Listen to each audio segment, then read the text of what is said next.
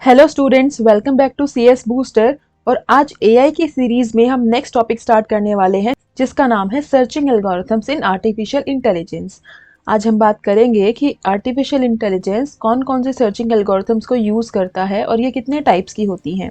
तो आगे चलते हैं और पहले समझते हैं कि सर्चिंग एल्गोरिथम्स एक्चुअली है क्या। तो सर्चिंग एल्गोरिथम्स से पहले हमें समझना पड़ेगा कि एआई एजेंट्स कैसे काम करते हैं।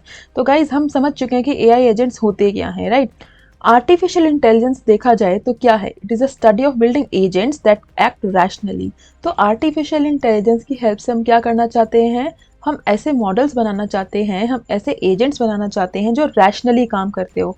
अब रैशनली का मतलब क्या होता है, जो किसी लॉजिक पे काम करते हो, यानी कि जो मॉडल्स किसी लॉजिक या रीजनिंग पे काम करते हैं हम उनको क्या बोलते हैं, they are rational in nature. तो अगर हम बात कर रहे हैं आर्टिफिशियल इंटेलिजेंस एजेंट्स की, तो यहाँ पे हम क्या कोशिश करते हैं कि हम कोई रैशनल मॉडल बनाएं। अब ज़्यादातर जो एजेंट्स होते हैं वो रैशनली काम तो करते हैं, लेकिन वो फॉलो करते हैं बैकग्राउंड में कुछ सर्चिंग एल्गोरिथम्स, राइट। इन सर्चिंग एल्गोरिथम्स के अंदर उनके सारे के सारे जो टास्क होते हैं वो स्पेसिफाइड होते हैं, और वो सारे टास्क किस पे बेस्ड होते हैं, किसी लॉजिक पर। तो अब हम समझे कि जो बैकग्राउंड में टास्क होते हैं, जो एल्गोरिथम्स होती हैं, उनमें क्या होता है।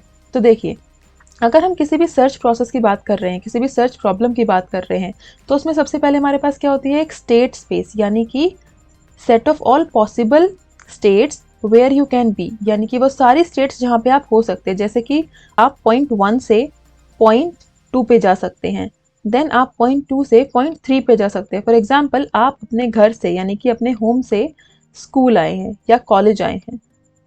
अब स्कूल और कॉलेज से लेट्स सपोज आपको किसी फ्रेंड के घर जाना है, ठीक है। So it is your friends home and then again back you have to go to your home. तो ये क्या है, ये आपके स्टेट्स है कि आप कहाँ कहाँ हो सकते हैं। तो स्टेट स्पेस में क्या होता है, वो सारी पॉसिबल स्टेट जहाँ पे आप हो सकते हो। नाउ नेक्स्ट आपके पास होता है एक स्टार्ट स्टेट, यानी कि कहाँ से आपने स्टार्ट किया है। दैट इज, अगर इस एग्जाम्पल में देखें तो आपने स्टेट 1 से स्टार्ट किया है, so this is your start state. अब नेक्स्ट आपके पास क्या है, गोल स्टेट, यानी कि आपको कहाँ पहुँचना है। अब आपको जहाँ पहुँचना है वो क्या होती है, आपकी गोल स्टेट। अब देखो, the solution to a search problem is a sequence of actions called plan that transform the start state to goal state। तो अगर हम किसी भी चीज़ के सोल्यूशन की बात करते हैं तो उसका मतलब क्या होता है कि हमने कोई काम स्टार्ट किया और स्टार्ट करने के बाद हम कहाँ पहुँच गए, गोल पे पहुँच गए। और अगर हम स्टार्ट करने के बाद गोल पे पहुँच गए हैं तभी हम क्या बोलते हैं कि हमने कोई सोल्यूशन निकाला है, राइट। तो सोल्यूशंस क्या है, वो सारे के सारे एक्शंस है, वो सारे के सारे एक्शंस का सीक्वेंस है जो हमें चाहिए किसी भी प्लान पे काम करने के लिए, ताकि हम क्या कर सके, स्टार्ट स्टेट से गोल स्टेट पर पहुंच सके। So this is what you call a solution. अब देखिए, ये जो प्लान ऑफ एक्शन है, यहाँ पे जो ये प्लान ऑफ एक्शन है, इसको हम कैसे अचीव कर सकते हैं, with the help of search algorithms. With the help of search algorithms. तो अब हम देखेंगे कि सर्चिंग एल्गोरिथम्स कितने टाइप की होती हैं। तो इन आर्टिफिशियल इंटेलिजेंस हमारे पास दो तरीके की सर्च एल्गोरिथम होती है। सबसे पहले होती है uninformed and then we have informed. अब देखो गाइस, नाम से ही पता चल रहा है, अनइन्फॉर्म्ड यानी कि इसके पास कोई भी इंफॉर्मेशन नहीं होती।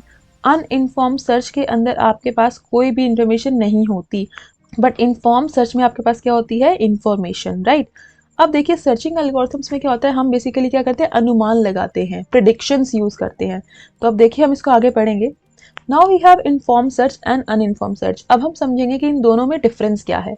एक में हमारे पास इंफॉर्मेशन है, एक में हमारे पास इंफॉर्मेशन नहीं है। तो हम बात सबसे पहले करते हैं इन्फॉर्म्ड सर्च की। इन्फॉर्म सर्च की बात करें तो हम इसको ह्यूरिस्टिक सर्च भी बोलते हैं। नाउ गाइस, ह्यूरिस्टिक का मतलब क्या होता है, ह्यूरिस्टिक मीन्स प्रिडिक्शंस, अनुमान लगाना। तो अगर हम बोल रहे हैं कि हमारे पास कोई काम है, उस काम को हम कितने टाइम में कर सकते हैं, तो हमने क्या किया, हमने अंदाज़ा लगाया। लेट्स सपोज हमें पता है कि हमें अपने घर से कॉलेज जाना है, तो लेट्स सपोज हमें हाफ एन आवर लग रहा है। तो ये हाफ एन आवर क्या है, इट इज़ अ प्रिडिक्शन। ये टाइम थोड़ा ज़्यादा भी हो सकता है, ये टाइम थोड़ा कम भी हो सकता है। तो ऐसी सर्च एल्गोरिथम्स जहाँ पे हमें पता हो कि हम कहाँ जाने वाले हैं, हमें कितना टाइम लगने वाला है, हमें कितनी स्पीड लग सकती है, हमें कोई प्रिडिक्शंस या कोई अनुमान, अंदाज़ा लगाने का क्राइटेरिया हमारे पास हो। Now it requires information to perform search. तो इसको सर्च करने के लिए क्या चाहिए, इंफॉर्मेशन चाहिए। फॉर एग्जाम्पल, मैंने जो अनुमान लगाया है वो किसी इंफॉर्मेशन के बेस पे लगाया है। लेट्स सपोज आपको अपने होम से, ठीक है, you have to go to your college.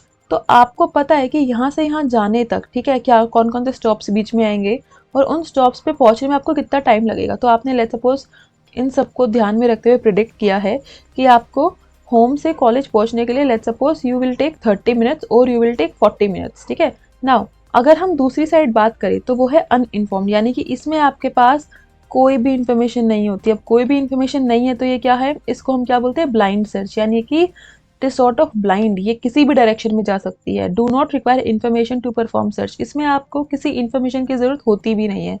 तो सेकेंड पॉइंट हमें क्या बोलता है कि यहाँ पे क्या होगा, accuracy trade off for speed and time, यानी कि चीज़ें जो हैं एक्यूरेट होंगी with respect to word speed और टाइम के ट्रेड ऑफ के। तो ट्रेड ऑफ में गाइज आपको पता है कि एक चीज़ अगर इंक्रीज होती है तो दूसरी चीज़ क्या होती है, कम हो जाएगी। तो अगर स्पीड ज़्यादा है और टाइम कम है तो एक्यूरेसी की वैल्यू डिफरेंट होगी, और अगर स्पीड जो है हमारी कम है और टाइम हमें ज़्यादा लग रहा है तो यहाँ पे एक्यूरेसी हमारी डिफरेंट होगी। तो accuracy depends on what, speed and time trade off. And now we have second point is this, good solution accepted as optimum solution. Optimum solution क्या होता है, जो हमें एक अच्छा रिजल्ट दे, ठीक है, which you can call the best possible solution. तो यहाँ पे हमारे पास बहुत सारे सोल्यूशंस हो सकते हैं, राइट। तो बहुत सारे सोल्यूशंस के अंदर से कोई भी एक सोल्यूशन आपको मिला है, ठीक है, और आप उसी को क्या मान के चलोगे, that is a optimum solution. तो गुड सोल्यूशन को ही आपको क्या मानना पड़ता है, it is the optimum solution, right. लेकिन अगर हम बात कर रहे हैं अनइन्फॉर्म्ड सर्च की, तो एज हमारे पास यहाँ पर कोई इन्फॉर्मेशन नहीं है तो यहाँ पे speed and time trade of और एक्यूरेसी, तो यहाँ पे भी सेम है। बट यहाँ पे एक चीज़ क्या है, best solution can be achieved. यहाँ पे आपके पास आपको बेस्ट सोल्यूशन मिल सकता है।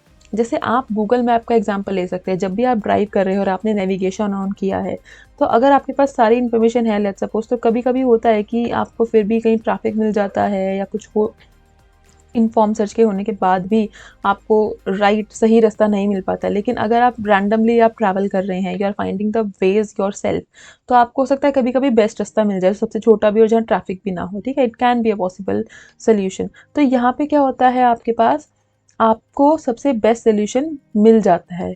यहाँ पे आपको कोई एक गुड सोल्यूशन को ऑप्टिमम सोल्यूशन नहीं मानना पड़ता, यहाँ आपको एक्चुअल में क्या मिलता है, बेस्ट सोल्यूशन।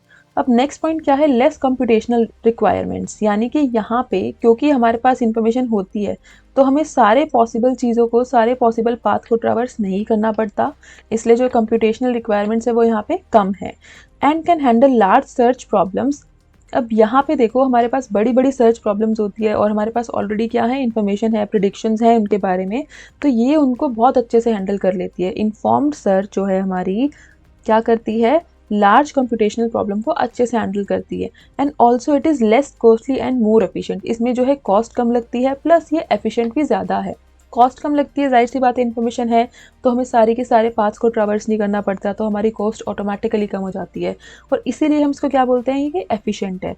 एंड नेक्स्ट आपके पास देखो अनइन्फॉर्म सर्च के अंदर क्या होता है, इसके अंदर आपको कंप्यूटेशनल रिक्वायरमेंट ज़्यादा लगती है, कंप्यूटेशन ज़्यादा करनी पड़ती है। क्यों, क्योंकि आपके पास कोई इन्फॉर्मेशन नहीं है, आपको जितने भी पॉसिबल पाथ है, आपको स्टार्ट स्टेट से गोल स्टेट तक के जितने भी पॉसिबल पाथ है सारे के सारे क्या करने पड़ेंगे, ट्रैवर्स करने पड़ेंगे, तो इसके अंदर कंप्यूटेशनल रिक्वायरमेंट ज़्यादा है।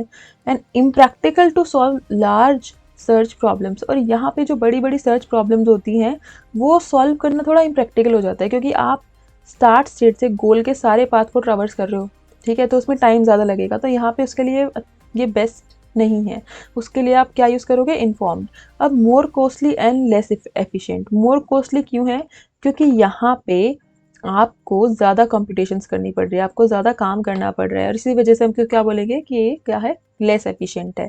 अब देखिए गाइस, अब जो हम आगे पढ़ने वाले हैं वो क्या है, एग्जांपल्स हैं इनके। तो अगर मैं बात कर रही हूँ इन्फॉर्म सर्च की, तो इन्फॉर्म सर्च के एग्जांपल्स आपके पास कौन कौन से हैं, A star algorithm, best first search, hill climbing, beam search and AO star algorithm. और अगर मैं बात कर रही हूँ अनइन्फॉर्म सर्च की, तो वहाँ पे हमारे पास है breath first search, depth first search, uniform cost search, bi-directional search, branch and bound. So we will study all these further in the next session. I hope आपको इन्फॉर्म सर्च और अनइन्फॉर्म सर्च में जो डिफरेंस है वो समझ में आया होगा। तो अगर आपको ये वीडियो पसंद आई है तो like, share, comment and thank you for watching guys.